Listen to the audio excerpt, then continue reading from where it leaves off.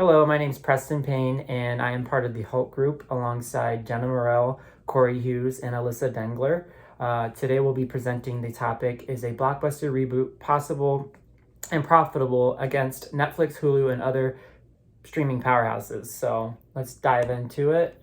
We're going to talk about the rise of Blockbuster. So Blockbuster opened its first store in Dallas, Texas on October 19th, 1985 with about 8,000 VHS videotapes. It was founded by David Cook, and he sold part of the business to a group of investors, one of the CEOs of Waste Management, which is a large trash company that we're all familiar with, back in 1987. And later that year, Cook actually left Blockbuster, and the founder of Waste Management, Wayne is his first name, took control of Blockbuster, and he moved it to the headquarters in Fort Lauderdale, Florida. And under his leadership, Blockbuster embarked on an aggressive expansion plan. So that's when they started opening up a bunch of more stores. By 1988, Blockbuster was America's leading video chain. So from the time that it opened its stores on 1985 to 1988, it became the number one video chain store with about 400 stores. And by the early 1900s, Blockbuster had launched its 1,000th store and expanded into the international market, which is pretty incredible when you think about how fast it grew. But almost just as quickly as it grew, it fell. So in 1994, Blockbuster was acquired by the media giant Viacom, which is known for owning brands like MTV and Nickelodeon. And in the mid-1990s, the DVD made its debut, which obviously meant that DVDs started popping up at Blockbusters.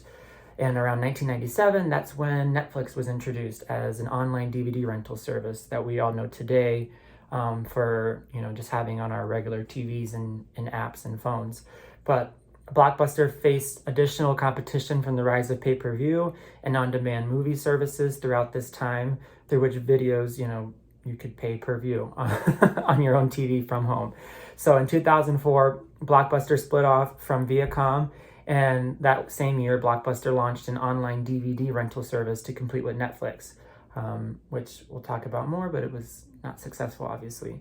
And on October 23rd, 2010, Blockbuster filed for Chapter 11 bankruptcy. So it went from being the number one DVD rental store to filing bankruptcy, basically all within like 10 to 15 years, which is insane. But we're going to talk about how that happened through, the rise of other streaming powerhouses like Netflix and, Redbox when that first came out and stuff like that. So by 2014, the last of the company-owned stores had all closed. There is one privately owned in a random state somewhere. I don't remember the state, but I watched a video on it, and it's basically open just for the nostalgia of it all. So next, what was Blockbuster's first big mistake? The answer is Netflix. Not only is Netflix way more known today and obviously very successful, but fun fact is that Blockbuster actually had a chance to buy Netflix out. That's right. In the year 2000, Blockbuster considered buying Netflix for $50 million, but declined the purchase. And I read an article on the Business Insider recently that basically said that during the negotiations, the CEO of Blockbuster chuckled and laughed at the idea of buying Netflix. Big mistake. So yeah, Netflix obviously went on to become way more popular and way more profitable. And here we are today. So what is it that made Netflix, so successful? What's their business model? They introduced, the subscription model, which obviously was in the beginning subscribing to having DVDs mailed to your home and just mailing them back. Ultimately, what made Netflix amazing was the convenience of it all. Blockbuster was a brick and mortar. It had late fees. You had to go to the store to pick up your DVD, and you had to go back to drop it off. Although personally, I miss that. I'm a 90s baby, so I'll never forget like Friday nights going there, getting snacks, 2 DVDs, and like going back the next day and doing it all over again on a Saturday. But now we live in a society where everything needs to be instantaneous, so that's what happened with Netflix. That's why they were successful. Their business model was very convenient to the everyday average American. Blockbuster, like I said earlier, did attempt to copy this model by creating Blockbuster Online, but that was unsuccessful. So, we question now what would make Blockbuster competitive if they've already tried to copy this model.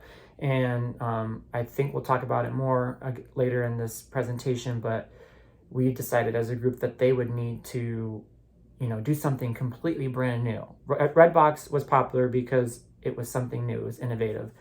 Netflix became successful because it was something new and innovative. At the end of the day, Blockbuster would have to create something brand new that's not already out there, that catches the consumer's eye and is also convenient and, keeping up with technology, if not creating the next thing. So yeah, I will go ahead and let the next person start. Thanks.